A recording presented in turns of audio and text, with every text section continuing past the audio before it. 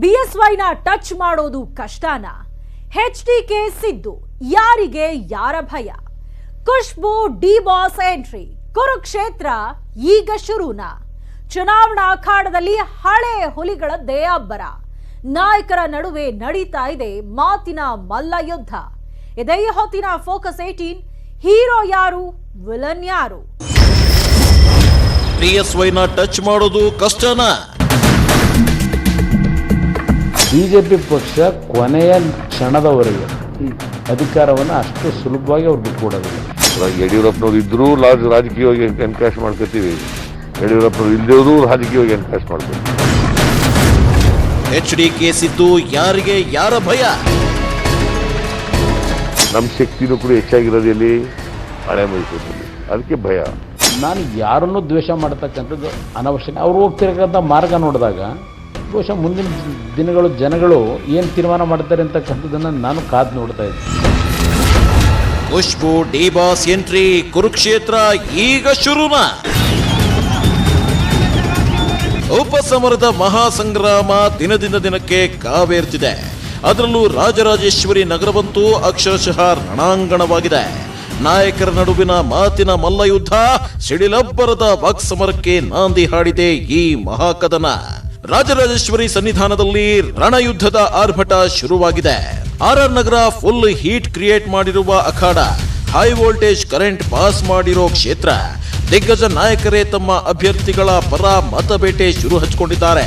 ಈಗ ಈ ಕುರುಕ್ಷೇತ್ರಕ್ಕೆ ಸ್ಟಾರ್ಗಳ ಎಂಟ್ರಿ ಆಗಿದೆ. ರಾಜರಾಜೇಶ್ವರಿ ಸನ್ನಿಧಾನದಲ್ಲಿ ಡಿ ಬಾಸ್ ಧೂಳೆಬ್ಬಿಸೋಕೆ ಸಜ್ಜಾಗಿದ್ದಾರೆ. ರಣರಂಗದಲ್ಲಿ ರಣಕಹಳೆ ಮುಳುಗಿಸಲು ರೆಡಿಯಾಗಿದ್ದಾರೆ ದಚ್ಚು. ಕುರುಕ್ಷೇತ್ರದ ಸಾರಥಿಗೆ ಸುಯೋಧನ ಬೆಂಗಾವಲಾಗಿ ನಿಂತಿದ್ದಾರೆ. ಮುನಿರತ್ನ ಪರ ಚಾಲೆಂಜಿಂಗ್ ಸ್ಟಾರ್ ಮತಬೇಟೆಗೆ ಸಜ್ಜಾಗಿದ್ದು, ಸಾರಥಿ ರಂಗ ಪ್ರವೇಶದಿಂದ ಬೈ ಎಲೆಕ್ಷನ್ ಅಖಾಡ ಇನ್ನಷ್ಟು ರಂಗು ಪಡೆದುಕೊಂಡಿದೆ. ಅಂದು ಮಂಡ್ಯ, ಇಂದು ಆರ್ಆರ್ ನಗರ. ಮುನಿರತ್ನಗೆ ಸಿಗಲಿದೆ ಚಾಲೆಂಜಿಂಗ್ ಪವರ್. ಡಿ ಬಾಸ್ ಈ ಹಿಂದೆ ಮಂಡ್ಯದ ಲೋಕಸಭಾ ರಣಕ್ಷೇತ್ರಕ್ಕೆ ಎಂಟ್ರಿ ಕೊಟ್ಟಿದ್ರು. ಸುಮಲತಾ ಪರ ಭರ್ಜರಿ ಪ್ರಚಾರ ನಡೆಸಿದ್ರು. ಮಂಡ್ಯದಾದ್ಯಂತ ಧೂಳೆಬ್ಬಿಸಿದ್ರು. ಸಕ್ಕರೆ ನಾಡಿನಲ್ಲಿ ಗೆಲುವಿನ ನಗಾರಿಯನ್ನೇ ಬಾರಿಸಿದ್ರು ಯಜಮಾನ. ಈ ಚುನಾವಣೆಯಲ್ಲಿ ಸುಮಲತಾ ಅಂಬರೀಶ್ ಭರ್ಜರಿ ಜಯ ದಾಖಲಿಸಿದ್ರು. ಈಗ ಮತ್ತೆ ಅಭಿಮಾನಿಗಳ ಪ್ರೀತಿಯ ಡಿ ಬಾಸ್ ರಾಜರಾಜೇಶ್ವರಿ ಕಣದಲ್ಲಿ ಪಾಂಚಜನ್ಯ ಮೊಳಗಿಸೋಕೆ ಹೊರಟಿದ್ದಾರೆ. ನಿರ್ಮಾಪಕ ಮುನಿರತ್ನ ಅವರಿಗೆ ಸಾಥ್ ನೀಡಿದ್ದಾರೆ. ಕಮಲದ ಹುರಿಯಾಳು ಪರ ಬಿಜೆಪಿ ಕೇಸರಿ ಕಲಿಗಳು ಭರ್ಜರಿ ಪ್ರಚಾರ ನಡೆಸಿದ್ದು, ಈಗ ಈ ರಣಾಂಗಣಕ್ಕೆ ಸ್ಟಾರ್ಗಳು ಕೂಡ ಎಂಟ್ರಿ ಕೊಟ್ಟಿದ್ದಾರೆ. ಮೊನ್ನೆಯಷ್ಟೇ ಕಾಂಗ್ರೆಸ್ನಿಂದ ಬಿಜೆಪಿಗೆ ಸೇರ್ಪಡೆಯಾಗಿರೋ ನಟಿ ಖುಷ್ಬು ಕೂಡ ಮುನಿರತ್ನ ಪರ ಭರ್ಜರಿಯಾಗಿ ಕ್ಯಾಂಪೇನ್ ಮಾಡಿದ್ರು. ರಾಜರಾಜೇಶ್ವರಿ ಅಖಾಡದಲ್ಲಿ ನಾಯಕರ ನಡುವಿನ ಮಾತಿನ ಭರಾಟೆ ಜೋರಾಗಿ ನಡೀತಿದೆ. ಮನಿ ಮಹಾ ಸಮರದಲ್ಲಿ ಮಾತಿನ ಮಲ್ಲಯುದ್ಧ ಭರ್ಜರಿಯಾಗಿಯೇ ನಡೆದಿದೆ. ಕೇಸರಿ ಕಲಿಗಳು ಕೈಕಲಿಗಳ ನಡುವೆ ಮಾತಿನ ಮಹಾಯುದ್ಧ ಭಾರಿ ಚರ್ಚೆ ಆಗ್ತಿದೆ. ಜೋಡೆತ್ತು, ಕುಂಟೆತ್ತು, ಬಂಡೆ, ಪುಡಿ ಕಡಿದ್ರೆ ಶಿಲೆ, ಶಸ್ತ್ರತ್ಯಾಗ ಪದ ಬಳಕೆ ಜೋರಾಗಿಯೇ ನಡೀತಿದೆ. ಹಾಗೆ ಬಿಜೆಪಿ ಕದನಕಲಿ ಮುನಿರತ್ನ ಕಣ್ಣೀರ ಪಾಲಿಟಿಕ್ಸ್ ಕೂಡ ಪರಸ್ಪರ ಕೆಸರೆರ ಚಾಟಕ್ಕೆ ಸಾಕ್ಷಿಯಾಯಿತು. ಈ ಚುನಾವಣೆ ಕದನದ ನಡುವೆಯೇ ಹಳೆ ಹುಲಿಗಳ ಆರ್ಭಟವು ಜೋರಾಗಿದೆ. ಮಾತಿನ ಮಂಥನದಲ್ಲಿ ನೀನಾ ನಾನಾ ಅಂತ ಅಖಾಡಕ್ಕೆ ಇಳಿದಿದ್ದಾರೆ ಸಿದ್ದು ಎಚ್ಡಿಕೆ. ಬೈ ಎಲೆಕ್ಷನ್ ಅಖಾಡದಲ್ಲಿ ಮಾಜಿ ಸಿಎಂಗಳ ಅಬ್ಬರ ಜೋರಾಗಿದೆ. ಹಳೆ ದೋಸ್ತಿಗಳ ವಾಕ್ಸಮರ. ನನ್ ಕಂಡ್ರೆ ಭಯ ರೀ ಅವ್ರಿಗೆ. ನಮ್ಮ ಶಕ್ತಿನೂ ಕೂಡ ಹೆಚ್ಚಾಗಿರೋದು ಎಲ್ಲಿ? ಹಳೆ ಮೈಸೂರಿನಲ್ಲಿ. ಅದಕ್ಕೆ ಭಯ. ಬಹುಶಃ ಆ ವ್ಯಕ್ತಿಗೆ ಇರ್ತಕ್ಕಂಥ ಆ ಅಸೂಯೆಗಳು, ಈರ್ಷೆ, ದ್ವೇಷ ಮತ್ತೆ ಯಾವುದೇ ಒಬ್ಬ ರಾಜಕಾರಣಿಯಲ್ಲೂ ನಾವು ಕಾಣ್ಲಿಕ್ಕೆ ಸಾಧ್ಯ ಇಲ್ಲ. ಸಿದ್ದುನ ಕಂಡ್ರೆ ದಳಪತಿಗಳಿಗೆ ಭಯಾನ. ಗೌಡ್ರ ಕುಟುಂಬದ ವಿರುದ್ಧ ಹರಿಹಾಯ್ದ ಹುಲಿಯ. ರಾಜರಾಜೇಶ್ವರಿ ಚುನಾವಣಾ ಅಖಾಡ ದಿನದಿಂದ ದಿನಕ್ಕೆ ಕಾವೇರ್ತಿದೆ. ಈ ನಡುವೆ ಮತ್ತೆ ಮಾಜಿ ಸಿಎಂಗಳು ಒಬ್ಬರ ಮೇಲೆ ಒಬ್ಬರು ಆರೋಪ ಪ್ರತ್ಯಾರೋಪಗಳ ಸುರಿಮಳೆಗೈದಿದ್ದಾರೆ. ಒಬ್ಬರ ವಿರುದ್ಧ ಒಬ್ಬರು ಮಾತಿನ ಬಾಣ ಬಿಟ್ಟಿದ್ದಾರೆ. ನ್ಯೂಸ್ 18ನೊಂದಿಗೆ ಮಾತನಾಡಿದ ಸಿದ್ದರಾಮಯ್ಯ ಮಾತಿನ ಭರಾಟೆಯಲ್ಲಿ ಜೆಡಿಎಸ್ ವಿರುದ್ಧ ಹರಿಹಾಯ್ದ್ರು. ಅವರಿಗೆ ನನ್ನನ್ನ ಕಂಡ್ರೆ ಭಯ ಅಂತ ಗೌಡ್ರ ಕುಟುಂಬದ ಕಾಲೆಳೆದ್ರು. ನನ್ ಕಂಡ್ರೆ ಭಯ ರೀ ಅವ್ರಿಗೆ.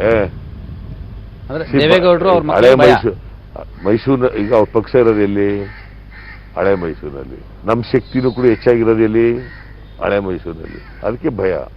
ಅಂದ್ರೆ ಭಯದ ಕಾರಣಕ್ಕಾಗಿ ಸಿದ್ದರಾಮಯ್ಯ ಮೇಲೆ ಈ ತರ ಗೂಬೆ ಕೂರಿಸೋದು ಇವತ್ತಿನಿಂದಲ್ಲ. ನಾನು ಪಕ್ಷ ಎಕ್ಸ್ಪೆಲ್ ಮಾಡ್ತಲ್ಲ JDS ನನಗೆ 85ರಲ್ಲಿ, ಅವತ್ತಿನಿಂದ ಇದೇ ಪ್ರಯತ್ನ ಮಾಡ್ತಾ ಇದ್ದಾರೆ. ಕಾಂಗ್ರೆಸ್ ಬಗ್ಗೆ ನನಗೆ ಭಯನೇ ಇಲ್ಲ ಅಂದ್ರು ಕುಮಾರಣ್ಣ. ಸಿದ್ದು ಮಾತಿಗೆ ಪ್ರತಿಕ್ರಿಯಿಸಿದ HDK, ಕಾಂಗ್ರೆಸ್ಗೆ ಸ್ವಂತ ಶಕ್ತಿ ಇಲ್ಲದಂತಾಗಿದೆ, ಕಾಂಗ್ರೆಸ್ ಬಗ್ಗೆ ನನಗೆ ಯಾವ ಭಯವೂ ಇಲ್ಲ ಅಂದ್ರು. ನಾನು ದ್ವೇಷದ ರಾಜಕಾರಣ ಯಾರ ಬಗ್ಗೆನೂ ಮಾಡಲ್ಲ. ನಮ್ಮ ಪಕ್ಷವೂ ಸಹ ಯಾರ ಬಗ್ಗೆಯೂ ದ್ವೇಷದ ರಾಜಕಾರಣಕ್ಕೆ ನಾವು ಹೋಗೋರಲ್ಲ. ದ್ವೇಷದ ರಾಜಕಾರಣ ಅಂತಕ್ಕಂಥದ್ದು ಈ ರಾಜ್ಯದಲ್ಲಿ ಯಾರಾದರೂ ಮಾಡೋರಿದ್ರೆ ಮೊದಲನೇ ಸ್ಥಾನದಲ್ಲಿ ಸಿದ್ದರಾಮಯ್ಯನವರೇ ಇದ್ದಾರೆ ನನ್ನ ಅಭಿಪ್ರಾಯದಲ್ಲಿ. ಬಹುಶಃ ಆ ವ್ಯಕ್ತಿಗೆ ಇರ್ತಕ್ಕಂಥ ಆ ಅಸೂಯೆಗಳು, ಈರ್ಷೆ, ದ್ವೇಷ ಮತ್ತೆ ಯಾವುದೇ ಒಬ್ಬ ರಾಜಕಾರಣಿಯಲ್ಲೂ ನಾವು ಕಾಣಲಿಕ್ಕೆ ಸಾಧ್ಯ ಇಲ್ಲ. 2 ಕ್ಷೇತ್ರ ಗೆದ್ದೇ ಗೆಲ್ತೀವಿ ಅಂದ್ರು ಸಿದ್ದು. ಶಿರಾ RR ನಗರದ ಬೈ ಎಲೆಕ್ಷನ್ ಬಗ್ಗೆ ಮಾತನಾಡಿದ ಸಿದ್ದರಾಮಯ್ಯ, 2 ಕ್ಷೇತ್ರಗಳನ್ನ ಗೆದ್ದೇ ಗೆಲ್ತೀವಿ, ನಮ್ಮ ಕಾರ್ಯಕರ್ತರಲ್ಲಿ ಹುಮ್ಮಸ್ಸಿದೆ ಅಂದ್ರು. ಇಂಥ ಗೂಂಡಾಗಿರಿ, ಈ ತರ ಡಿಸ್ಟರ್ಬ್ ಮಾಡೋದು, ಇವಕ್ಕೆಲ್ಲ ನಾವು ಬಹಳ ನೋಡಿದ್ದೀನಿ. ನಾನು ಇವು ಎದುರ್ಕೊಳ್ಳೋದು ಇಲ್ಲ, ನಮ್ಮ ಕಾರ್ಯಕರ್ತರು ಎದುರ್ಕೊಳ್ಳೋದು. 2 ಕ್ಷೇತ್ರಗಳು ಗೆಲ್ತೀವಿ ನಾವು, ಇದನ್ನ 2 ಮುಖ್ಯ ನಮಗೆ. ರಾಷ್ಟ್ರೀಯ ಪಕ್ಷಗಳಿಗೆ ಪಾಠ ಕಲಿಸ್ತೀವಿ ಅಂದ್ರು HDK. ತಮ್ಮ ಪಕ್ಷದ ಗೆಲುವಿನ ಬಗ್ಗೆ ಮಾತನಾಡಿದ್ದ ಕುಮಾರಸ್ವಾಮಿ, ಜನರ ಮನಸ್ಸಿನಲ್ಲಿರೋ ಪಕ್ಷ ಜೆಡಿಎಸ್ನ 2 ರಾಷ್ಟ್ರೀಯ ಪಕ್ಷಗಳು ಕಡೆಗಣಿಸಲು ಸಾಧ್ಯವಿಲ್ಲ ಅಂತ ಎಚ್ಚರಿಕೆ ಕೊಟ್ಟರು. ಈ ಚುನಾವಣೆಗಳ ಮುಖಾಂತರ ಮತ್ತೆ ಪುನಃ JDS ಪಕ್ಷ ಜನತೆಯ ಒಂದು ಮನಸ್ಸಿನಲ್ಲಿ ಇರ್ತಕ್ಕಂಥ ಪಕ್ಷ. ಈ ಪಕ್ಷವನ್ನು ಅಷ್ಟು ಸುಲಭವಾಗಿ ಯಾವ ಪಕ್ಷಗಳು, 2 ರಾಷ್ಟ್ರೀಯ ಪಕ್ಷಗಳು ಕಡೆಗಣಿಸ್ಲಿಕ್ಕೆ ಸಾಧ್ಯ ಇಲ್ಲ ಅಂತಕ್ಕಂಥ ರೀತಿಯಲ್ಲಿ ಫಲಿತಾಂಶವನ್ನು ತರಬೇಕು ಅಂತಲೇ ಇವತ್ತು ಇಂಥ ಒಂದು 88 ವರ್ಷದ ವಯಸ್ಸಿನಲ್ಲೂ ಸಹ ದೇವೇಗೌಡರು ಶಿರಾದಲ್ಲಿ ಕ್ಯಾಂಪ್ ಮಾಡಿದ್ದಾರೆ. ಅದರಿಂದ ಇಲ್ಲಿ ನಾವೆಲ್ಲ ಈ 2 ಕ್ಷೇತ್ರಗಳ ವಿಷಯದಲ್ಲಿ ಅತ್ಯಂತ ಗಂಭೀರವಾಗಿ ತೆಗೆದುಕೊಂಡಿದ್ದೇವೆ, ಜನರ ವಿಶ್ವಾಸ ಗಳಿಸಲಿಕ್ಕೆ ಪ್ರಯತ್ನ ಪಡ್ತಾ ಇದ್ದೇವೆ. ದ್ವೇಷದ ರಾಜಕಾರಣದಲ್ಲಿ ಸಿದ್ದುನೇ ನಂಬರ್ 1. ನಾನು ದ್ವೇಷದ ರಾಜಕಾರಣ ಮಾಡ್ತಿಲ್ಲ, ದ್ವೇಷದ ರಾಜಕಾರಣ ಮಾಡೋದು ಸಿದ್ದರಾಮಯ್ಯ ಅಂತ ದಳಪತಿಗೆ ಡಿಚ್ಚಿ ಕೊಟ್ರು. ನಾನು ದ್ವೇಷದ ರಾಜಕಾರಣ ಯಾರ ಬಗ್ಗೆನೂ ಮಾಡಲ್ಲ. ನಮ್ಮ ಪಕ್ಷವೂ ಸಹ ಯಾರ ಬಗ್ಗೆಯೂ ದ್ವೇಷದ ರಾಜಕಾರಣಕ್ಕೆ ನಾವು ಹೋಗೋರಲ್ಲ. ದ್ವೇಷದ ರಾಜಕಾರಣ ಅಂತಕ್ಕಂಥದ್ದು ಈ ರಾಜ್ಯದಲ್ಲಿ ಯಾರಾದರೂ ಮಾಡೋರಿದ್ರೆ ಮೊದಲನೇ ಸ್ಥಾನದಲ್ಲಿ ಸಿದ್ದರಾಮಯ್ಯನವರೇ ಇದ್ದಾರೆ ನನ್ನ ಅಭಿಪ್ರಾಯದಲ್ಲಿ. BSY ಕುರ್ಚಿ ಬಗ್ಗೆ ಸಿದ್ದು ಭವಿಷ್ಯ. ಕಮಲಪಾಳ್ಯದಲ್ಲಿ ಈಗಾಗಲೇ CM ಸ್ಥಾನದ ಬದಲಾವಣೆ ಬಗ್ಗೆ ಬಿಸಿ ಬಿಸಿ ಚರ್ಚೆಯಾಗ್ತಿದೆ. ಈ ಬಗ್ಗೆ ಪ್ರಶ್ನೆಗೆ ಉತ್ತರಿಸಿದ ಸಿದ್ದು, ಬಿಹಾರ ಎಲೆಕ್ಷನ್ ಆದ್ಮೇಲೆ BSY CM ಸ್ಥಾನದಿಂದ ಕೆಳಗಿಳಿತಾರೆ ಅಂತ ಭವಿಷ್ಯ ನೋಡಿದ್ರು. ಮುಖ್ಯಮಂತ್ರಿ BS ಯಡಿಯೂರಪ್ಪನವರು ಇನ್ನೆಷ್ಟು ದಿವಸ ಮುಖ್ಯಮಂತ್ರಿ ಆಗಿರ್ತಾರೆ? ನನ್ನ ಪ್ರಕಾರ ಬಿಹಾರ್ ಚುನಾವಣೆವರೆಗೆ ಇರ್ತಾರೆ ಅಷ್ಟೇ. ಬಿಹಾರ್ನ ಚುನಾವಣೆ ಫಲಿತಾಂಶ ಬಂದ ಮೇಲೆ ಯಡಿಯೂರಪ್ಪನವ್ರನ್ನ ತೆಗೀತಾರೆ. BSYನ ಟಚ್ ಮಾಡೋಕ್ಕಾಗಲ್ಲ ಅಂದ್ರು ಕುಮಾರಸ್ವಾಮಿ. ರಾಜಾಹುಲಿ ಬಗ್ಗೆ ಟಗರು ಒಂದು ಮಾತನ್ನ ಹೇಳಿದ್ರೆ ಇದಕ್ಕೆ ತದ್ವಿರುದ್ಧವಾಗಿ ದಳಪತಿ BSYಗೆ ಬಹುಪರಾಕಂದ್ರು. ಯಡಿಯೂರಪ್ಪನವರು ತೆಗೆದ ನಂತರ ಇನ್ನೊಂದು ಹೊಸ ನಾಯಕತ್ವ ತರತಕ್ಕಂಥದ್ದಕ್ಕೆ ತಕ್ಷಣಕ್ಕೆ ಅವರಲ್ಲಿ ವ್ಯಾಕ್ಯೂಮ್ ಇದೆ. ಅದರಿಂದ ಅವರಿಗೆ ಸ್ವಲ್ಪ ಪ್ರಾಬ್ಲಮ್ ಇದೆ. ಬಟ್ ನನ್ನ ಅಭಿಪ್ರಾಯದಲ್ಲಿ ನನಗೆ ಆಗಿರತಕ್ಕಂಥ ಅನುಭವಗಳು, BJP ಪಕ್ಷ ಕೊನೆಯ ಕ್ಷಣದವರೆಗೆ ಅಧಿಕಾರವನ್ನು ಅಷ್ಟು ಸುಲಭವಾಗಿ ಅವ್ರು ಬಿಟ್ಕೊಡೋದಿಲ್ಲ. ಇದು ಹಳೆ ಹುಲಿಗಳ ಅಬ್ಬರ, ಮಿಂಚು, ಗುಡುಗಿನ ಮಾತಾದ್ರೆ ಇನ್ನೊಂದು ಕಡೆ ರಾಜರಾಜೇಶ್ವರಿ ನಗರದ ಅಖಾಡದಲ್ಲೂ ಕದನ ಕಲಿಗಳು, ಕೇಸರಿ ಕಲಿಗಳು, ಕೈಕಲಿಗಳು ಎಲ್ಲರೂ ಪರಸ್ಪರ ಒಬ್ಬರ ಮೇಲೊಬ್ಬರು ಕಿಚಾಯಿಸಿದ್ರು. ಚುನಾವಣಾ ಅಖಾಡದಲ್ಲಿ ಮುನಿರತ್ನ ಕಣ್ಣೀರು. ಮುನಿ ಕಣ್ಣೀರ್ ಪಾಲಿಟಿಕ್ಸ್ ಬಗ್ಗೆ DK ಸುರೇಶ್ ಟಾಕ್. ಮುನಿರತ್ನ ತಾಯಿಯನ್ನೇ ಮಾರಿಕೊಂಡಿದ್ದಾರೆ ಅಂತ ಮುನಿರತ್ನ ವಿರುದ್ಧ ಹರಿಹಾಯ್ದಿದ್ದಕ್ಕೆ ಮುನಿ ಗಳಗಳನ್ನೇ ಕಣ್ಣೀರಿಟ್ಟು ಪ್ರತಿಕ್ರಿಯಿಸಿದ್ರು. ಈ ಹಿಂದೆ ನಾನು ಸಿದ್ದರಾಮಯ್ಯನವರ ಜೊತೆ ಪ್ರಚಾರಕ್ಕೆ ಹೋಗುವಾಗ ಬೇರೆ ಪಕ್ಷದವರು ಘೋಷಣೆ ಕೂಗೋದನ್ನ ನೋಡಿದ್ದೇನೆ. ಆದರೆ ತಾಯಿ ಮಾರಾಟ ಮಾಡಿದ್ದಾರೆ ಅನ್ನೋ ಹೇಳಿಕೆ ಸಾಕಷ್ಟು ನೋವು ಕೊಟ್ಟಿದೆ ಅಂತ ಮುನಿರತ್ನ ಕಣ್ಣೀರು ಹಾಕಿದ್ರು. 25 ವರ್ಷದಿಂದ ತೀರೋಗಿರೋ ತಾಯಿನ ಮಾರಾಟ ಮಾಡಿದ್ದೀನಿ ಅಂತ ಹೇಳ್ತಿರಲ್ಲ, ಇದು ನಿಮ್ಮ ಕ್ಷೋಭೆ ತರತ್ತ? ಇದು ನೀವು ಮಾತಾಡ್ತಾ ಇರೋದು ಒಳ್ಳೆ ಮಾತುಗಳ? ಜನ್ಮ ಕೊಟ್ಟ ತಾಯಿ ಬಗ್ಗೆ ಮಾತಾಡ್ತಿರಲ್ಲ ನೀವು. ಖಂಡಿತವಾಗ್ಲೂ ನಿಮ್ಮ ಕೈ ಮುಗಿದು ಕೇಳ್ಕೊತೀನಿ, ನನ್ನ ಬಗ್ಗೆ ಮಾತಾಡಿ ನೀವು. ನಾನು ಬೇಡ ಅಂತ ಹೇಳಲ್ಲ. ತಾಯಿನ ಮಾರಾಟ ಮಾಡಿದ್ದೀನಿ. ಸತ್ತೋಗಿರೋನು ಎಲ್ಲಿಂದ ಮಾರಾಟ ಮಾಡಲಿ ನಾನು? ಎಲ್ಲಿಂದ ತರಲಿ ನಾನು? ಮುನಿರತ್ನ ಕಣ್ಣೀರ ಪಾಲಿಟಿಕ್ಸ್ ಬಗ್ಗೆ ಪ್ರತಿಕ್ರಿಯಿಸಿದ ಸಂಸದ ಡಿಕೆ ಸುರೇಶ್, ಮುನಿರತ್ನ ಅವರು ಡೈರೆಕ್ಟರ್, ಅವರಿಗೆ ಕಣ್ಣೀರ ಹಾಕೋಕ್ಕೂ ಗೊತ್ತು, ಕಣ್ಣೀರು ಹಾಕ್ಸೋಕ್ಕೂ ಚೆನ್ನಾಗಿ ಗೊತ್ತು ಅಂತ ಮುನಿ ಕಾಲೆಳೆದ್ರು. ನಿರ್ಮಾಪಕರಿಗೆ ಕಣ್ಣೀರ್ ಹಾಕೋದು ಕಣ್ಣೀರ್ ಹಾಕ್ಸೋದು ಚೆನ್ನಾಗಿ ಗೊತ್ತಿದೆ. ಯಾವ ಟೈಮಲ್ಲಿ ಯಾವ ಸೀನ್ ಕಟ್ ಮಾಡಬೇಕು, ಯಾವ ಸೀನ್ ಜಾಯಿಂಟ್ ಮಾಡಬೇಕು ಅಂತ ಹೇಳಿ ಮುನಿರತ್ನ ಅವರಿಗೆ ಬಹಳ ಎಕ್ಸ್ಪೀರಿಯನ್ಸ್ ಇದೆ, ಬಹಳ ವರ್ಷದ ಅನುಭವ ಅವ್ರಿಗೆ. ನನ್ನ ತಾಯಿ ಕಾಂಗ್ರೆಸ್ ಅಂತ ಹೇಳಿದವರು ಮುನಿರತ್ನ ಅವರು, ನನ್ನ ರಕ್ತ ಕಾಂಗ್ರೆಸ್ ಅಂತ ಹೇಳಿದವರು ಮುನಿರತ್ನ ಅವರು. ನೀವು ಎಲ್ಲಿ ಬೇಕೋ ಜಾಯಿಂಟ್ ಮಾಡ್ತೀರಿ, ಎಲ್ಲಿ ಬೇಕೋ ಕಟ್ ಮಾಡ್ತೀರಿ, ಯಾರನ್ನ ಬೇಕೋ ಅಳಿಸ್ತೀರಿ, ಯಾರನ್ನ ಬೇಕೋ ನಗಿಸ್ತೀರಿ, ಯಾರನ್ನ ಬೇಕೋ ಒದಿಸ್ತೀರಿ. ನವೆಂಬರ್ 1ಕ್ಕೆ ಹೊಸ ಸಿನಿಮಾ ರಿಲೀಸ್ ಆಗುತ್ತೆ ಅಂದ್ರು ಮುನಿರತ್ನ. ಡಿಕೆ ಸುರೇಶ್ ಟಾಂಗ್ಗೆ ಮಾತನಾಡಿದ ಬಿಜೆಪಿ ಹುರಿಯಾಳು ಮುನಿರತ್ನ, ನವೆಂಬರ್ 1ಕ್ಕೆ ಹೊಸ ಸಿನಿಮಾ ರಿಲೀಸ್ ಆಗುತ್ತೆ ನೋಡಿ, ಅದು ರೀಮೇಕ್ ಸಿನಿಮಾ, ಸೆಂಟಿಮೆಂಟ್ ಸಿನಿಮಾ ಆಗುತ್ತೆ ಅಂತ ಡಿಕೆ ಬ್ರದರ್ಸ್ಗೆ ಪರೋಕ್ಷವಾಗಿ ಕಾಲೆಳೆದ್ರು. ನೋಡಿ, ಇದು ಸೆಂಟಿಮೆಂಟಲ್ ಸಿನಿಮಾ. ಈಗ 1ನೇ ತಾರೀಕು ರಿಲೀಸ್ ಆಗೋದು, ಅದು ರೀಮೇಕ್ ಸಿನಿಮಾ. ನಾನು ಸಿನಿಮಾ ರಿಲೀಸ್ ಆಗತ್ತೆ ಅಂದಿನಿ, ಟೈಟ್ಲ್ ಕಾರ್ಡ್ ನೋಡಿದ ಮೇಲೆ ಗೊತ್ತಾಗತ್ತೆ ಇದ್ರ ಪ್ರೊಡ್ಯೂಸರ್ ಯಾರು ಅಂತ. ಮುನಿರತ್ನ ಒಳ್ಳೆ ಆಕ್ಟರ್, ಪ್ರೊಡ್ಯೂಸರ್ ಎಂದು ಡಿಕೆಶಿ ಲೇವಡಿ. ಶಕ್ತಿ ದೇವತೆಯ ಕ್ಷೇತ್ರದಲ್ಲಿ ಕೈ ಹಾಗೂ ಕಮಲ ಪಡೆಯ ನಾಯಕರ ಮಾತಿನ ಮಂಥನ, ಮಹಾಯುದ್ಧ ದಿನದಿಂದ ದಿನಕ್ಕೆ ತಾರಕಕ್ಕೆ ಏರ್ತಾನೆ ಇದೆ. ಮುನಿರತ್ನ ಕಣ್ಣೀರು ಬಗ್ಗೆ ಪ್ರತಿಕ್ರಿಯಿಸಿದ ಕನಕಪುರ ಬಂಡೆ, ಮುನಿರತ್ನ ಒಳ್ಳೆ ಆಕ್ಟರ್, ಪ್ರೊಡ್ಯೂಸರ್ ಅಲ್ವಾ, ಜನರಿಗೆ ಉತ್ತರ ಕೊಡೋಕೆ ಆಗ್ತಿಲ್ಲ ಅಂತ ಕಣ್ಣೀರು ಹಾಕಿರಬಹುದು ಅಂತ ಲೇವಡಿ ಮಾಡಿದ್ರು. ನನ್ನ ರಕ್ತನೇ ಕಾಂಗ್ರೆಸ್ಸು, ನನ್ನ ತಾಯಿಯೇ ಕಾಂಗ್ರೆಸ್ಸು, ನನ್ನ ಉಸಿರೇ ಕಾಂಗ್ರೆಸ್ಸು ಅಂತ ಎಲ್ಲ ಹೇಳಿಲ್ವ ಅವರು? ಅಳ್ತಾ ಇದ್ದಾರೆ ಅಂತಂದ್ರೆ ಏನಂತಕ್ಕ, ಏನ್ ತಿಕ್ಕಳಬೇಕು? ಸೊ ಅದರಿಂದ ಪಾಪ ಅವರೆಲ್ಲ ಫಿಲಮ್ಮು ಡೈರೆಕ್ಟ್ರು, ಪ್ರೊಡ್ಯೂಸರು, ಈಗ ಆಕ್ಟರ್ ಆಗಿದ್ದಾರೆ. ಇದಿಷ್ಟೇ ಅಲ್ಲ, ಕಮಲ ಹಾಗೂ ಕೈಪಡೆಯ ದಿಗ್ಗಜರ ವಾಕ್ಸಮರ ಇಲ್ಲಿಗೆ ಮುಗಿಯಲ್ಲ. ಆರ್ಆರ್ ನಗರವನ್ನ ಪ್ರತಿಷ್ಠೆಯ ಕಣವನ್ನಾಗಿ ಪರಿಗಣಿಸಿರೋ ಎರಡೂ ಪಕ್ಷಗಳ ದಿಗ್ಗಜರು ಒಬ್ಬರನ್ನೊಬ್ಬರು ಕಾಲೆಳೆದುಕೊಳ್ಳೋದನ್ನ ಮಿಸ್ ಮಾಡಿಕೊಳ್ಳೋದೇ ಇಲ್ಲ. ಮತ್ತೆ ಸಿಡಿದೆದ್ದ ಕೇಸರಿ ಕಲಿ ಆರ್ ಅಶೋಕ್ ಕನಕಪುರ ಬಂಡೆ ವಿರುದ್ಧ ವಾಗ್ದಾಳಿ ಮಾಡಿದ್ರು. ಡಿಕೆ ಯುದ್ಧಕ್ಕೂ ಮೊದಲೇ ಶಸ್ತ್ರ ತ್ಯಾಗ ಮಾಡಿದ್ದಾರೆ, ರಣಾಂಗಣದಿಂದ ಪಲಾಯನ ಮಾಡಿದ್ದಾರೆ ಅಂತ ವಾಕ್ಸಮರ ನಡೆಸಿದ್ರು. ಈ ವಾಗ್ಯುದ್ಧದ ಝಲಕ್ ತೋರಿಸ್ತೀವಿ ನೋಡಿ. ರಾಜರಾಜೇಶ್ವರಿ ನಗರದ ಚುನಾವಣಾ ರಣಾಂಗಣದಲ್ಲಿ ನಾಯಕರು ತಮ್ಮ ಬತ್ತಳಿಕೆಯಿಂದ ಶಸ್ತ್ರಾಸ್ತ್ರಗಳನ್ನ ಬಿಡ್ತಾನೆ ಇದ್ದಾರೆ.